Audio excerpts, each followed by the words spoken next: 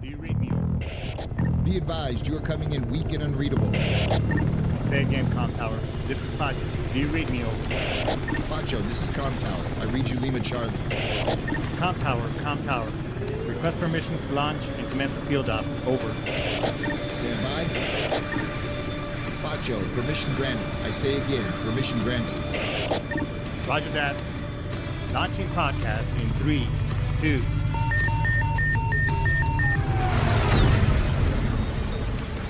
You are now entering the field op with your host, Pacho Correa, Chief Warrant Officer 3, United States Marine Corps retired.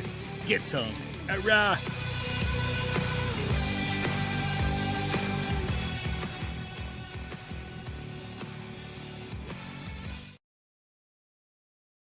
All right, get some. What's going on, everybody? Welcome back to the Field Op. Another great week is upon us. And you know what I always say, Friday night's Eve, baby Friday. But goddamn, it's almost the weekend. Hey, we got a really, really great show for you. We got an amazing guest.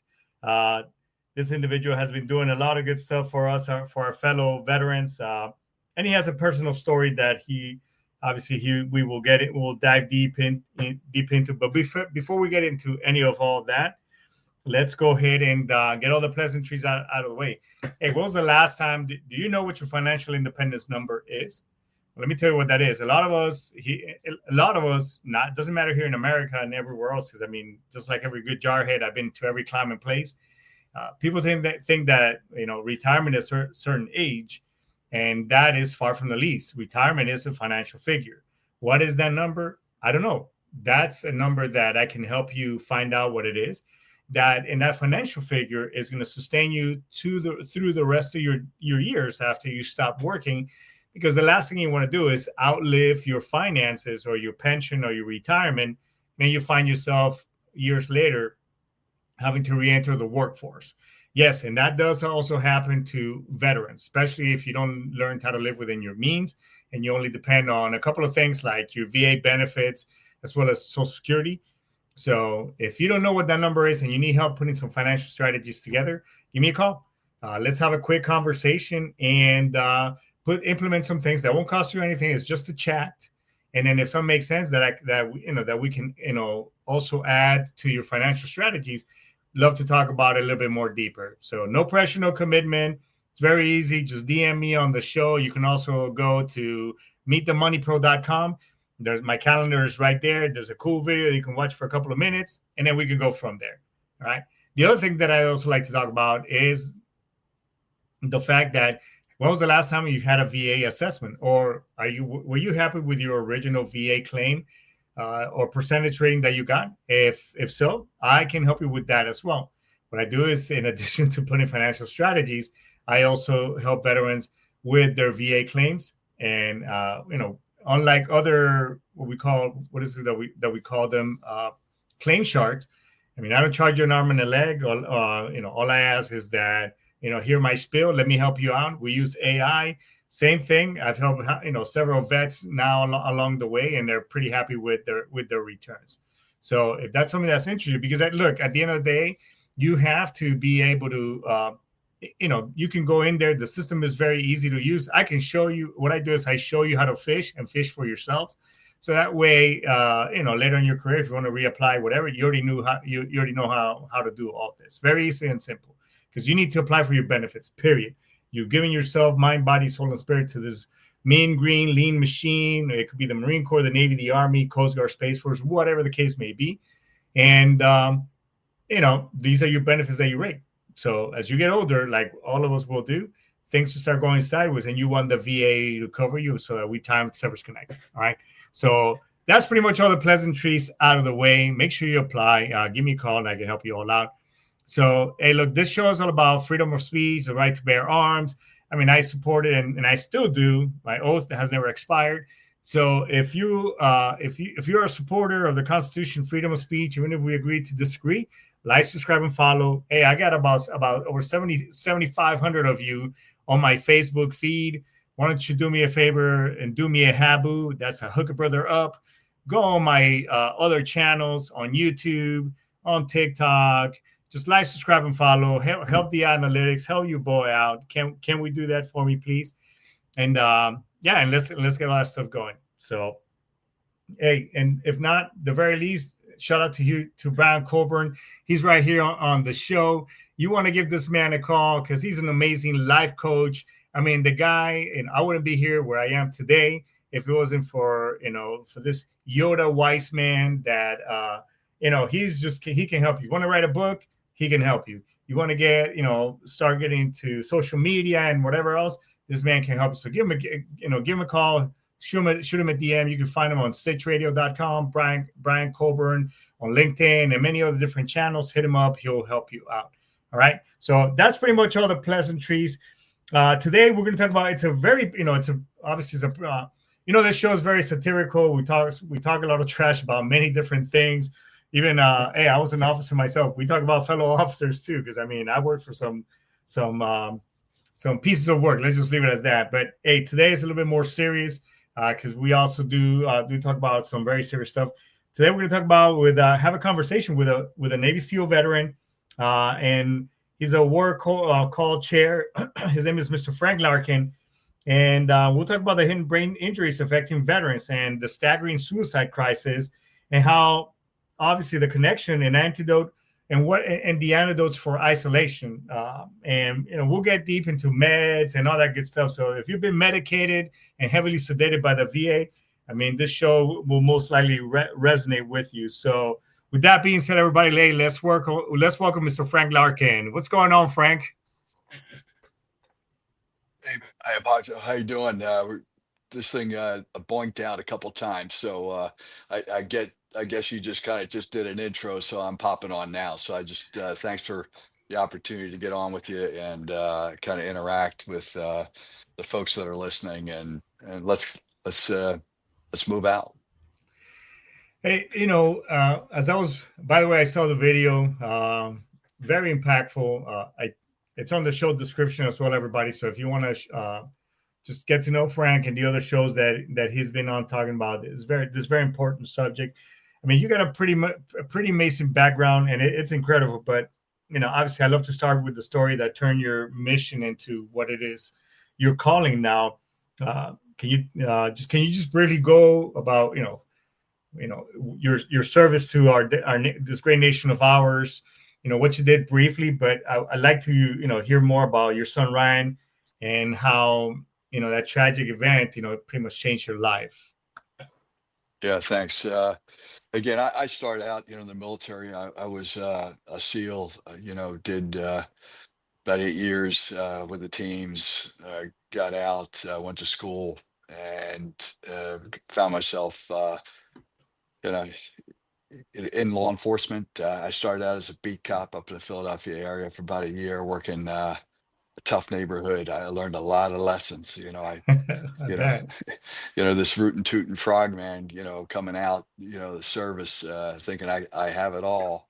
Uh, Realized real quick that that wasn't the case, and I really had to figure some things out pretty quickly. Otherwise, I was going to be a you know poster for black and blue America. I mean, it was tough street. They hadn't had a cop like me on the street for a long time, and but it turned out to be one of the formative moments of my life. Really met some wonderful folks who as I tried to get to know them and build their trust in me, they wound up taking care of me in the long run. So anyway, from there, I wound up with the Secret Service for 22 years, Oh, protecting wow. presidents from Reagan all the way through Bush 43 as an agent. Retired out of there, and then got pulled back into the Department of Defense to work the counter IED problem. A lot of you may have heard of the organization, the Joint IED Defeat Organization. It's called JIATO. I built and ran a platform called the COIC that was the counter IED Ops Intel Center that kind of was going after the bombers, kind of unmasked the bombing networks, the terrorist networks that were employing the IEDs against us in Iraq, Afghanistan, Africa. I know a lot of folks that are probably listening have some very intimate knowledge and experience with that. Uh, while all this was going on, I had a son. I also have a daughter, but my son was with me when I was assigned to the Secret Service in the New York field office on 9/11. I was there uh, when that attack occurred. Probably should have been dead about 5 times that day. My son Ryan witnessed that from a hillside just west of the city, and it just really grabbed onto him. I was initially reported as missing. When I was able to reunite with my family, came in and hugs, tears, just kind of an unbelievable day. But I saw something in him that just really etched itself in my mind. He Hmm. had a look on his face that was I'll never forget. A number of weeks later, he was having some problems dealing with it. We had lost 18 people from literally within arm's reach of where we lived. He had a lot of friends in school that had lost their parents. And so this was emotionally impacting him, besides the fact that he witnessed this, from that hillside about 20 miles west. Oh, And wow. he says to me, "Hey, look, first my wife came to me and she said, look, something's not right with him. He's really closed up. He's not talking, he's not Ryan." And, I went in, I talked, I said, What's going on?" He says, "I want you to take me down to ground zero." At that time, I was one of the supervisors down at ground zero, involved in initially it was a rescue, but then turned into a recovery operations. Um, 2 weeks after the event, it was not by any means a place that anybody wanted to be. Um, just a kind of a horrible consequence of that event. But you can imagine 2 weeks afterwards, it was pretty nasty. He says, "I want to go down there. I want to understand what happened." And I said, "Well, I don't think that's a good idea. Your mom's not going to go for that." But then something told me there was, how you get that little spidey sense that, maybe Yeah. I need to do this for him. So I took him down there. We had to deal that if I saw anything that wasn't, gone right, that we're out of there, no questions asked. And by that time, they figured out that the air was not good to breathe. So, we were all in respirators by then, helmets. I put a raid jacket on them, and we walked. It took about 3.5 hours to walk around that whole, uh, area of destruction. It was just immense. And at the end, I said, "Have you seen enough?" He says, "Yeah, appreciate you bringing me down here." Um, and then 2.5, 3 years later, he came home after he graduated from high school and said, "I enlisted in the Navy and I volunteered for the SEAL program."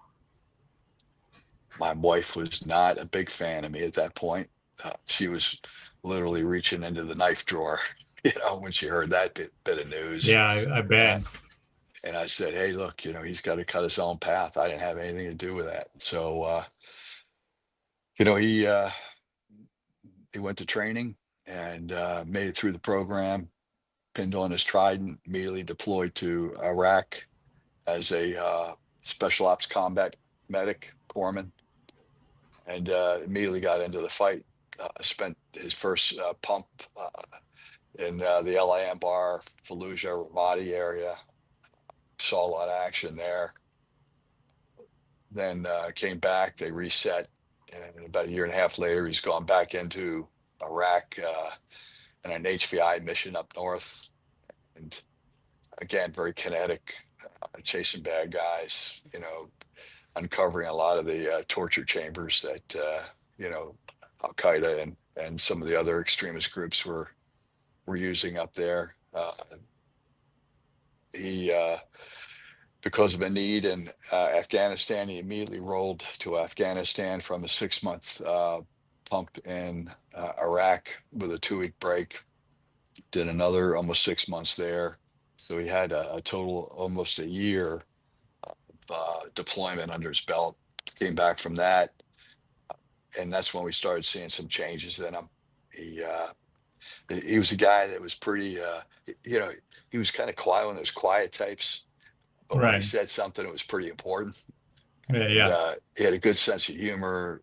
He laughed a lot. He was very loyal to his brothers. He almost to a fault, but and he had a really high bar of standards.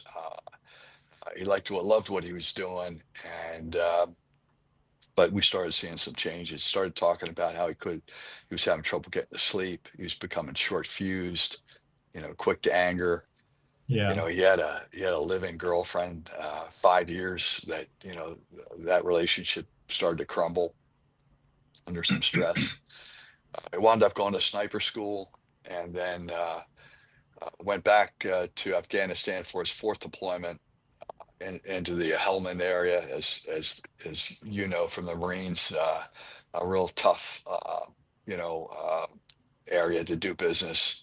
He was up in one of the combat outposts initially, and then they fell back to Leatherneck to operate, and Yeah. finished up there. As you know, that during that time frame, that was we're talking about 2012, 13 time. That's when we were dealing with all the heavy pressure plates, IEDs that were going off. It was very hostile period. Of course, that's the center of their opium, production. So, a lot of head-to-head combat. He finished up that tour, came back, and they assigned him to be the lead petty officer in their special ops urban combat training. So basically, room clearing, building entries, dynamic building entries, where they were continuing to use a lot of explosive breaching charges, concussion grenades. Also, in those workups, you're firing rockets, mortars, helicopter ops. You're approaching, about as realistic as you can get in that training to prepare you for deployment. He About a year and a half into that assignment, as a trainer, we started seeing signs. The sleep problems got worse. Started having bouts with anxiety and depression. Again, quick to anger. Became hyper vigilant. Right. Just started seeing stuff. Kind of. He started to unravel, and this kid was. I mean, he was tough as nails. As hard as Hmm. woodpecker lips. I mean, he was. He's just like a lot of the folks probably up here on the net. I mean, he trained hard, he played hard, and but then things just started, kind of unraveling. It got to the point where he was having trouble doing his job. He got pulled off the line, uh, went to seek help, and the system initially tried to help, but trying to do the right thing for the right reason, but as we come to find out, all the wrong way. His challenges, the issues that he was dealing with were more complex than some of the easy fixes that they were trying to throw his way. And he found himself in a dynamic with his command that, uh, hey, we don't have time for this. Hey, we did what we did what we could for you, and basically they kicked him to the curb. He, like a lot of the warriors and the vets that have experienced, the conditions of invisible wounds, that we have now characterized as, post-traumatic stress, Right. moral injury. Very Yeah. often it involves substance use disorder just to deal with the pain. Oh You know, yeah. it's- and Um, you know, Very and the familiar. pain, the pain comes in. It's not only physical; it's mental pain, it's spiritual pain. This moral injury, business is not trivial. He, got prescribed a lot of drugs to deal with his symptoms, but nothing really that, nobody was asking, hey, what was actually happening here? He's telling me, hey, Dad, something's wrong with my head, but nobody's listening. They just keep telling me I'm crazy. And that's reinforced by all the drugs that they were giving him that in the end, he didn't even feel like he was in his own body. He And, and, had, and when you say about, so with the diagnosis and everything, when you were learning all this that he was going through, and what do you think, or what didn't get diagnosed on time? Yeah, it's a great question. So, you know, they were talking about, a lot of it was about, PTSD. They were focusing on the alcohol. They were Right. focusing on prescription drug, abuse. Again, because as people are trying to deal with pain, they need more of X to deal with it. But the system didn't recognize that.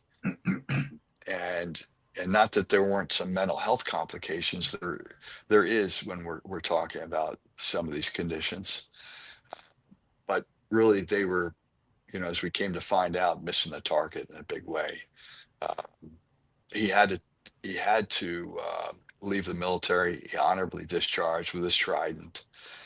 He was a career guy. He wanted to be a SEAL, and until Right. he was on that bullet train. He loved it, and unfortunately recognized that things weren't going well, and that he got himself into a dark place, started to isolate, left the service, got into VA care, which kind of turned into a shit show. He's struggling to basically, get through the day, let alone get through the VA bureaucracy. We met a lot of nice people trying to, do the right thing, like again, for the right reason, maybe all the wrong way, within the VA system. They were just as frustrated with their own bureaucracy as we were. But, we nugged through it. The drugs kept coming. And we're sitting around a fire one night. And he says, again, he reiterates, hey, something's wrong with my head, but nobody's listening. Every time I go in there, it's always about, hey, you having suicidal thoughts, you're doing this, you're doing that. They're running through a 20, 30-minute checklist, and then there's only about 15 minutes left to talk. And I'm just getting tired of it. I'm not getting anywhere. And so he says to me, look, I'm banged up inside. I don't know. I don't know. I don't think I'm going to live, all that long. And I said to him, "No, I'm here with you, brother. I'm a swim buddy." He says to me, "Look, I want you to promise if anything happens to me, I want my brain donated, for TBI research, for Reacher syndrome research." I said, "Hey, look, we're going to be okay. We're going to get through this." He says, "I just want you to promise me you'll do that." And I said, I will, but that's not going to happen."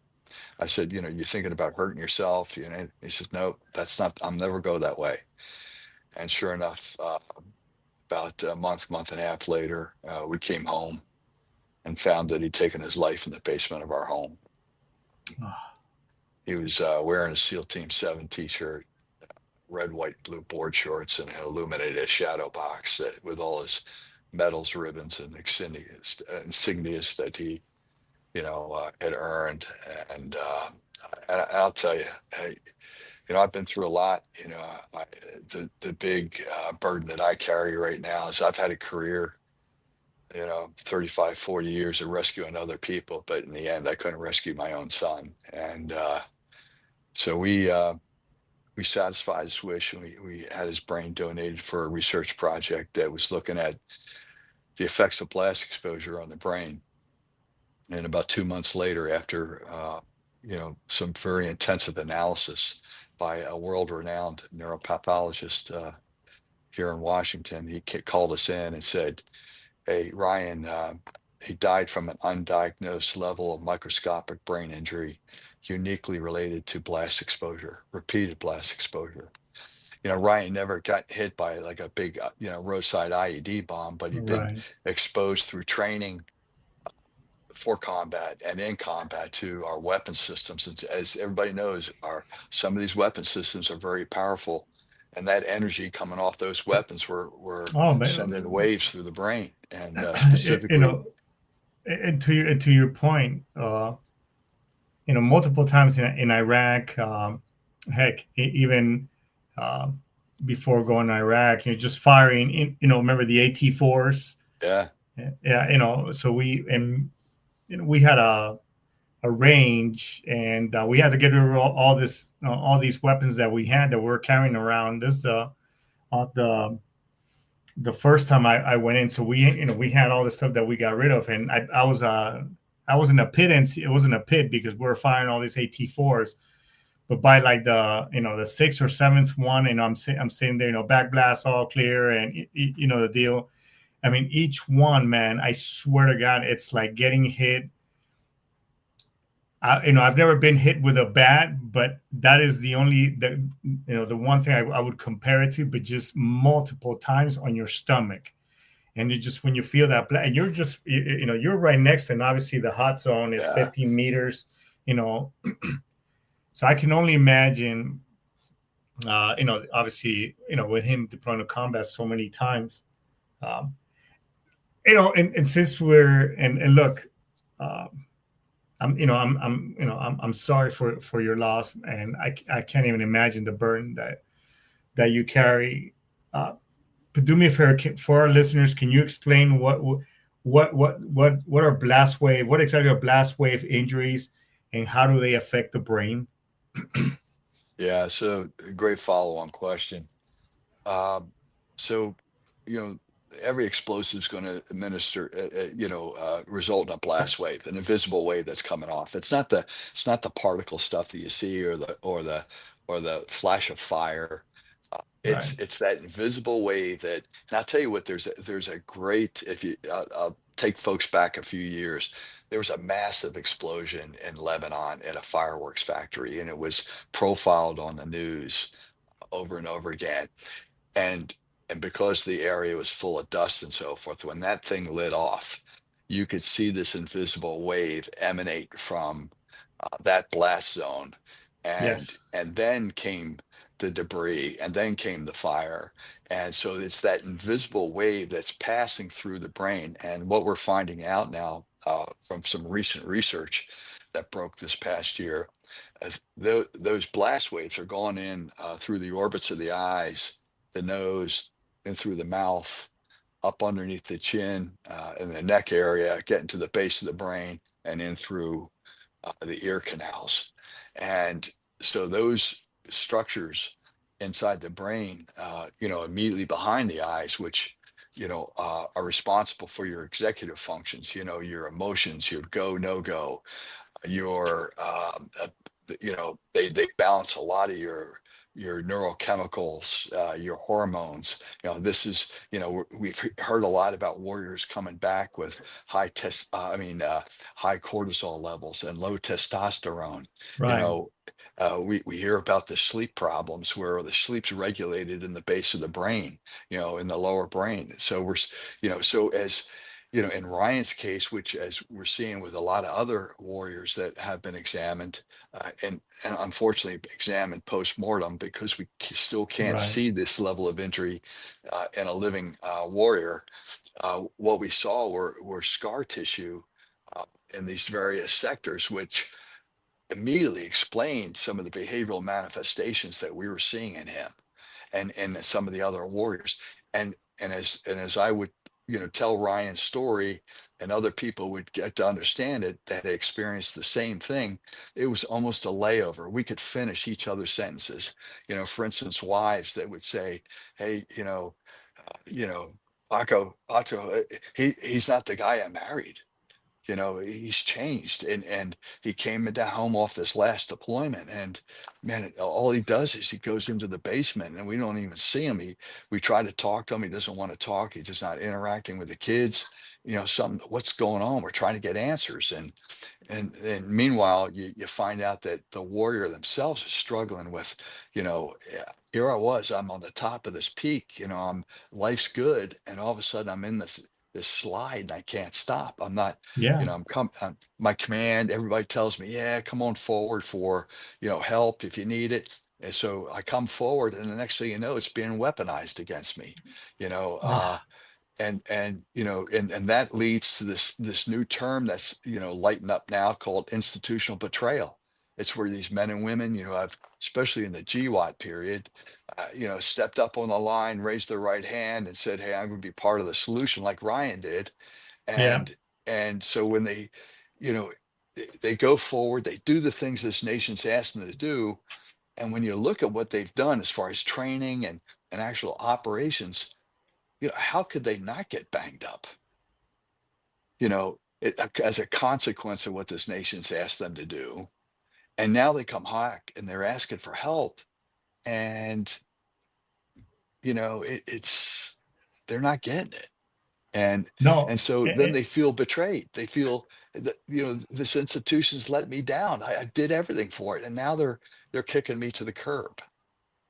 and even so me growing up in the military, I started enlisted, became a warrant officer along the way, but even though it was, years later, it was more talked about, like, hey, if you need help, whatever, we, I was like, fuck that, because, how is this going to affect my Yeah. promotion, my this, my that.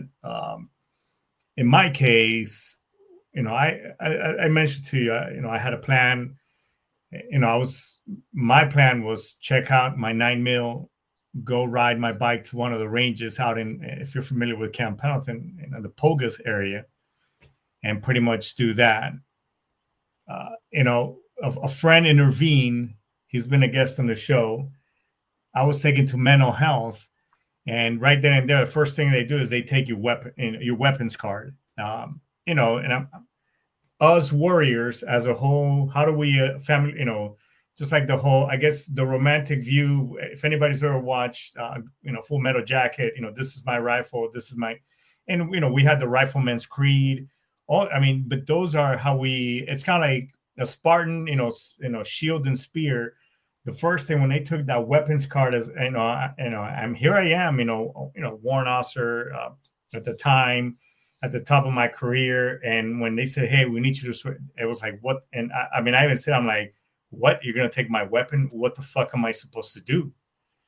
Right. It's like, you're stripped away, and you feel, luckily my commander called me back in, and, he said, Frank, you got a blank, because he called me Frank, you got a blank paycheck with me, go get help, but please don't do anything that, that we will be left with that bag behind. I'll say, no, sir. So, and you brought up a good point. So why is the military and the DoD as a whole falling short of detecting, or even treating these injuries, getting down to the root, versus just throwing pills at the problem? And by the way, I've been the recipient of many fucking pills, and you and I talked about it. But why are we falling? Or yeah, I say we as a whole. Why are we falling short instead of getting to a root bottom, and just throwing meds at the issue? Yeah, I think that, I go back to that phrase, trying to do the right thing for the right reason, all the wrong way. And Yeah, when you don't have an idea of what you're dealing with, nor are you prioritizing any effort to understand what's going on, then you're going to continue to be in the dark, and you're going to be, fumbling through something like this. This is an insidious condition. If we're talking about these exposures coming off our weapon systems, and as we're finding out after talking to some of the veterans, from the global war on terror, 80% of that exposure was occurring in the training environment, not combat. hundred That was an percent, eye opener. Now it's 100% because we're not actively engaged, in a full frontal conflict. I mean, we still are sending units to different, conflict zones around the world, but not on the scale of Iraq and Afghanistan. So it's something that, we really need to. It's insidious. If it's contributing to, and there's really strong research coming out now about the relationship of TBI to suicidal ideation and the act of suicide. So if there is underlying exposure that's destroying the brain, and that's contributing to undiagnosed TBI, damn it, we got to get. I mean, that's a national security threat. It's an existential threat to our thinking warrior, and it's our thinking warrior that distinguishes us from other nations, where, right to the edge, our warriors are able to adapt, pivot, flex, innovate, and make shit happen to get the job done. And that doesn't happen with other other military units around the world. And the only reason we can do that is because of I'm convinced it's because of our brain, and we're given the license to do it. So if our brain winds up getting damaged or is degraded in any way, then we're going to lose that edge. That's why it's a national security threat. This is why we've got to pay attention to this. And I'll tell you why the DoD is scared shitless about this, because they're worried that this gets out. This is going to start impacting the recruitment, and more importantly, the retention of those folks that are at that, that E5, E6, E7 level, where they have gotten their trade craft, they've got leadership experience, they've got operational experience. They are the core of what we're doing. And those folks are saying, I'm out of here. I'm not, I'm seeing what's going on. I'm seeing what's happened to folks that are coming forward, seeking help, and they're looking at their families, and they're coming to a point where I'm not going to do that to my family. I'm not going to do that to myself. And so, I wrote an op-ed I mentioned to you. It's called the Pandora's Box Syndrome. If you Google Frank Larkin, Pandora's Box Syndrome, it kind of calls it out. They don't want to open this thing up. They're afraid of what's going to come out. My point is, hey, we can't be afraid. Let's let the science tell us what's going on, and let's confront this thing head on. Nobody's talking about degrading our operational effectiveness or our lethality on the battlefield, but let's do this a lot smarter. So if over 80% of this or more is happening in the training environment, that's something that we can control.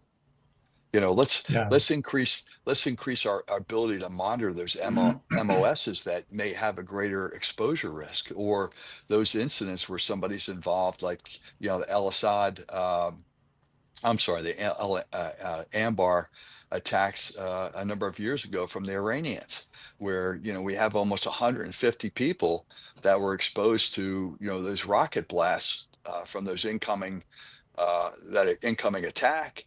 And at first nobody was taking it serious. They're not hurt. Well, they were hurt. They were hurt from being exposed to these blast waves, and almost 150 of our folks there that have had to seek follow-on care. So, I think the Department of Defense, I mean, they're starting now to kind of, I get a sense that taking this seriously, especially when the special ops community, we've lost too many within the special ops community from all the branches to suicide.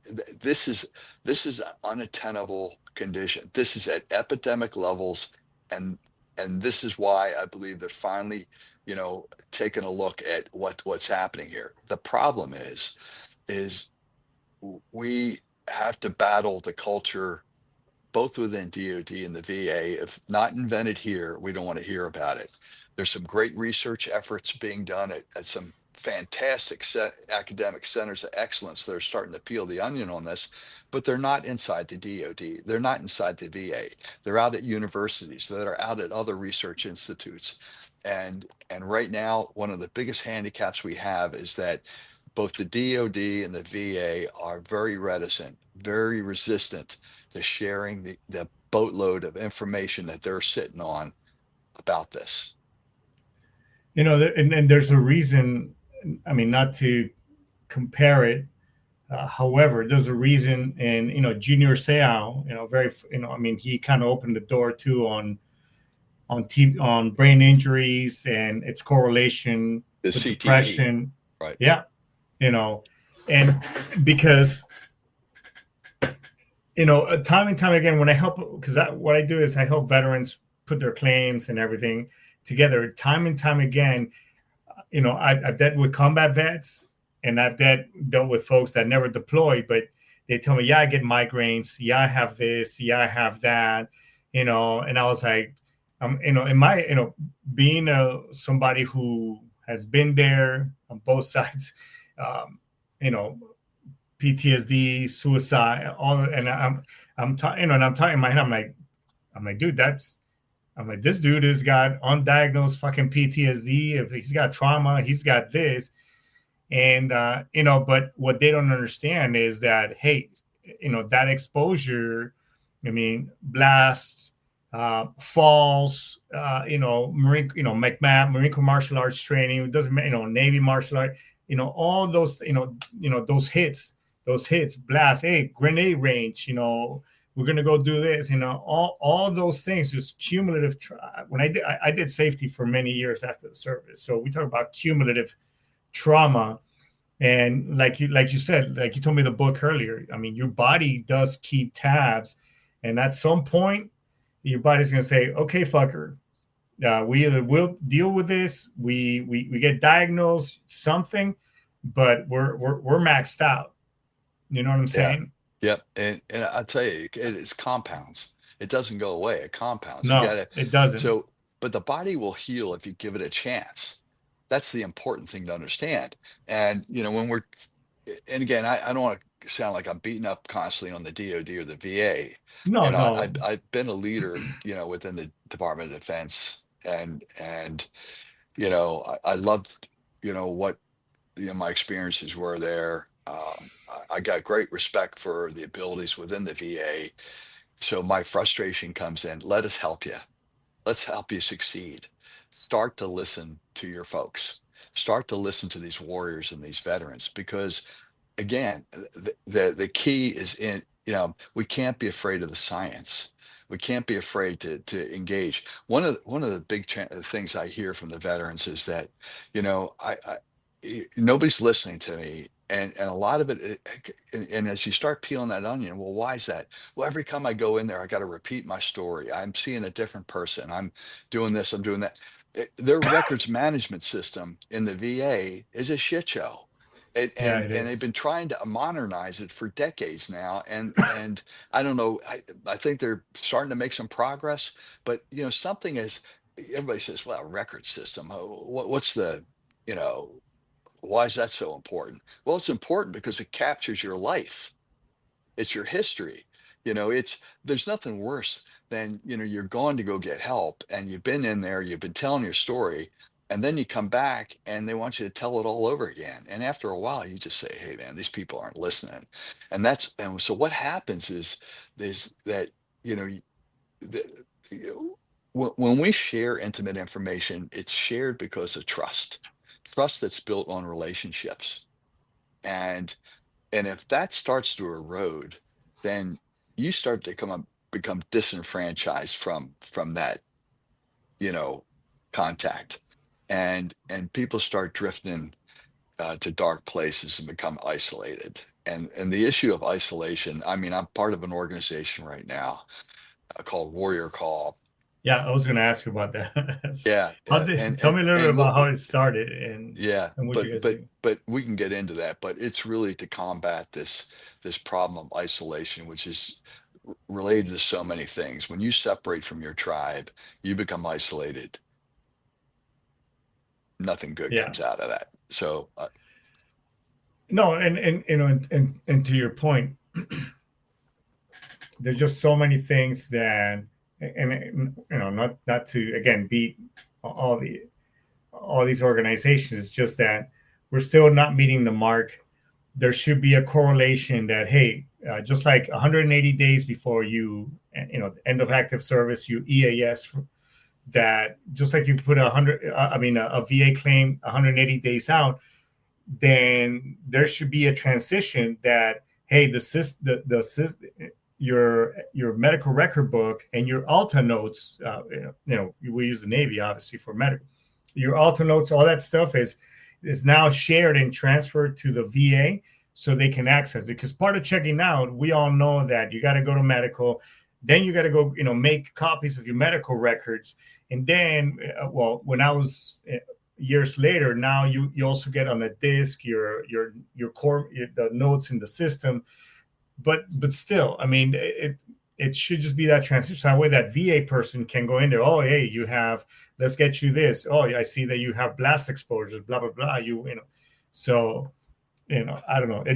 I think there should be a better transition on the way out and make that connection, so that way we don't get frustrated and we don't get lost in the system. yeah, Tell me you right hit quick about what. Sorry. yeah, you hit the nail on the head. I mean, it's really losing.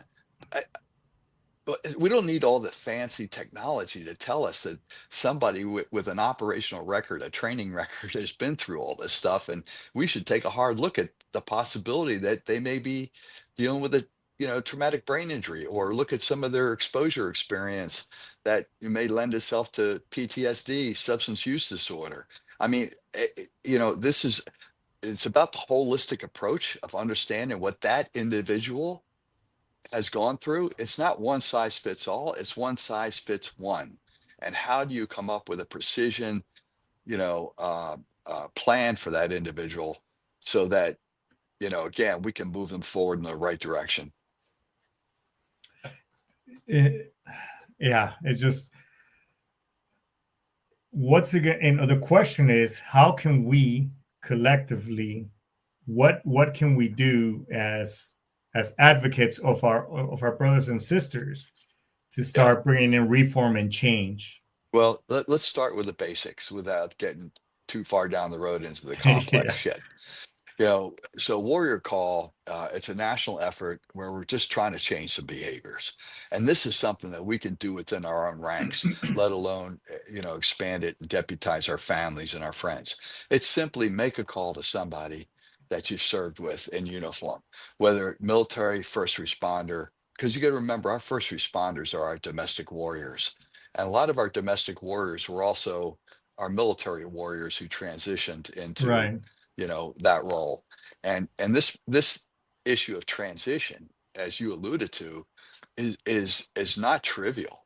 I mean, you're leaving something that and how you leave that really determines how you're going to land. If you're leaving on good terms and you got a plan and so forth, your glide slope is you're gonna have a soft landing in a good spot, and things will be good. If you're leaving because you're angry, because things aren't going well, and you just want to get the fuck out, and you're not thinking about what it's, you're jumping out of that plane without a parachute and you have no idea where you're going to land. That's not good. uh, or if you're leaving when you don't want to leave, but you're being forced out, is another issue. I'm also beating the drum now about people that have been discharged with less than honorable Yeah, conditions, I was gonna say that. that have had PTSD, TBI, other things, documented on their record. But the service, again, I mean, service is about operations. As long as you can contribute to operations, you're good to go.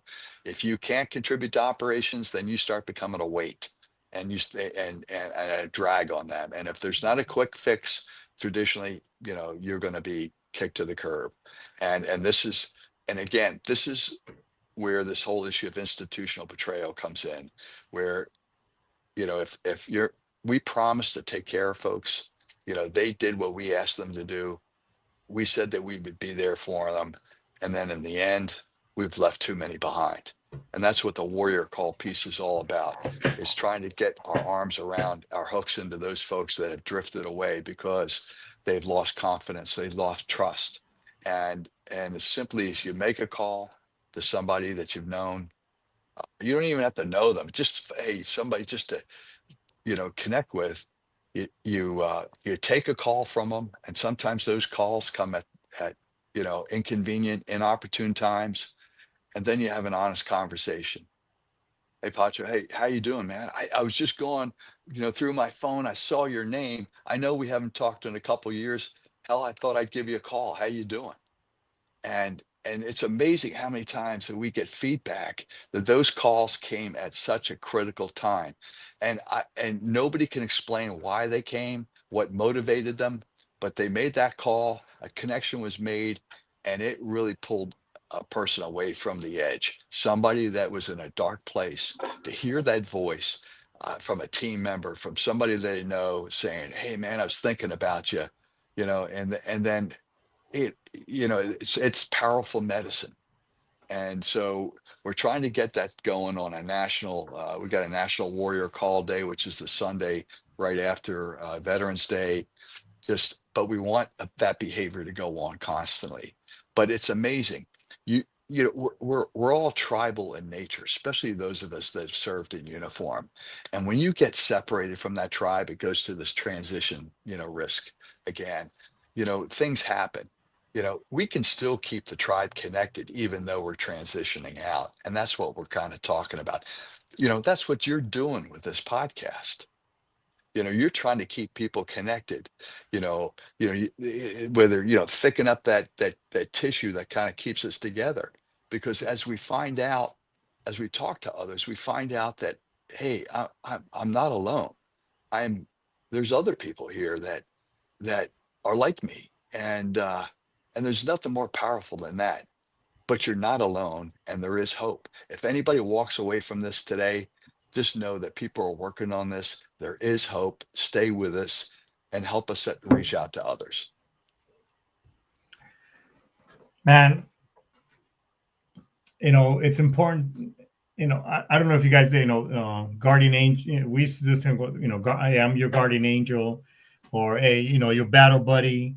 One thing that I do is a buddy check, and on the show, just kind of like doing, checking up on your Yeah. buddy. Hey, your gear. Remember how we used to do Yeah. before going out? Hey, from head to toe, we'll do a buddy check. Hey, your Right. shit is on. Hey, helmet, doon, gear check, right? Hey, turn around, bitch.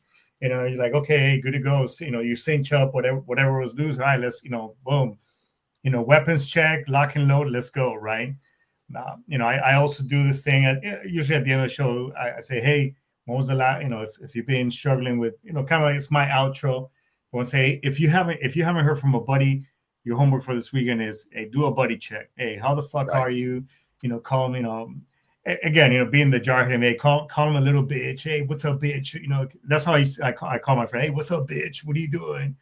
Yeah. Like, hey, man, you know how we're like, hey, what the fuck, man? And it's, but you're right. Those calls, I'm hoping that when I make those calls, that, hopefully I caught it, whatever it is that they got going on. And that, just by me, calling them a little bitch or a pussy every once, every other word, that, they're just kind of giggling like, fuck, man, this dude, why is he calling me right now? But hey, thanks, man. You know what I'm saying?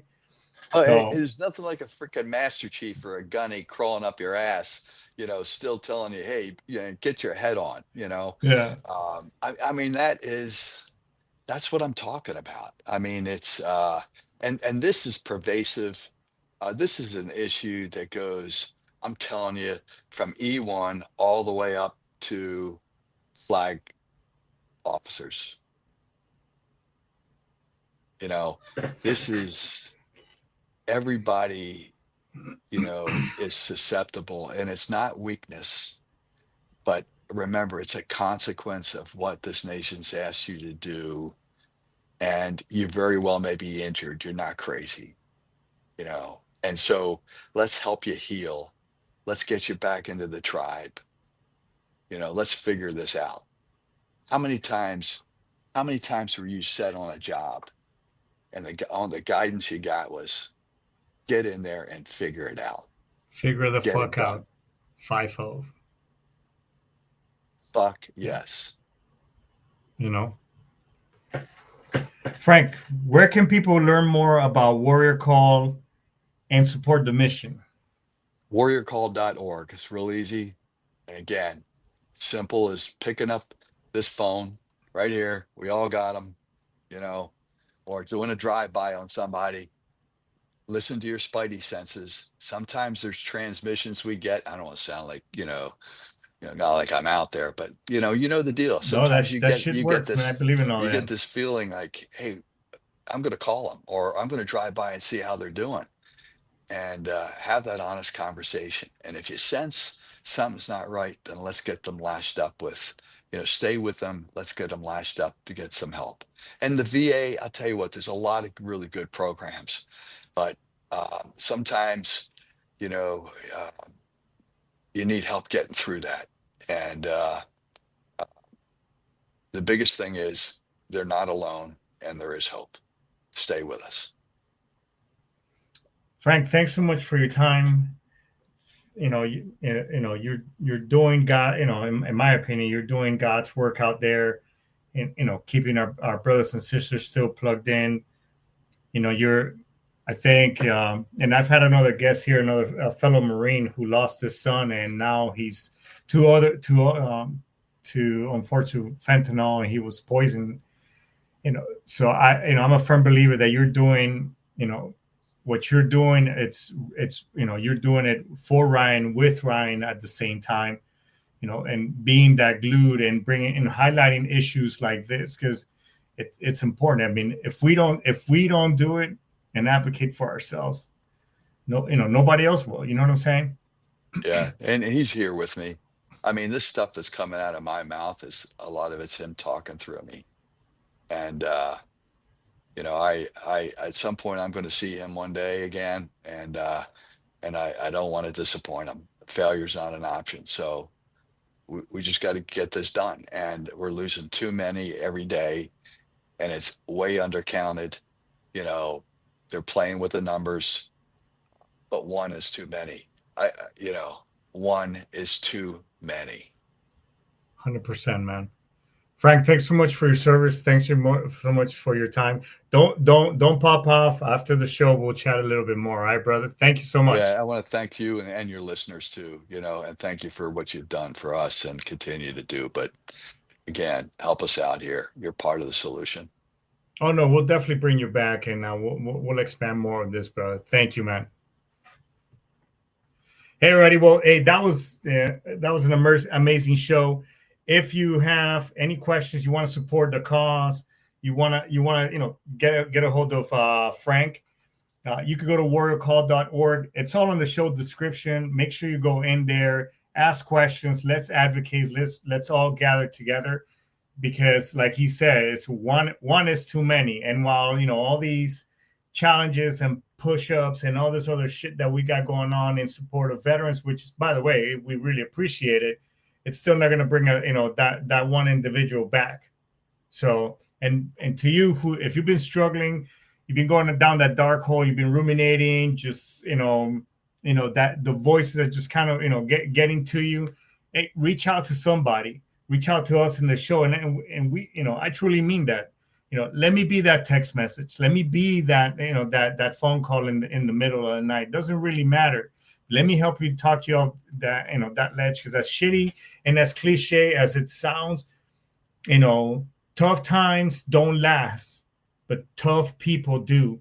So please don't leave us with that bag behind, asking all the questions how we could have helped you when you made a decision that, we just can't bring you back. So I think this is a great point to index the show. So with that being said, everybody, I just want to say, Ice Tomas, Daisuki, Ara, get some, and see you next week. Yat!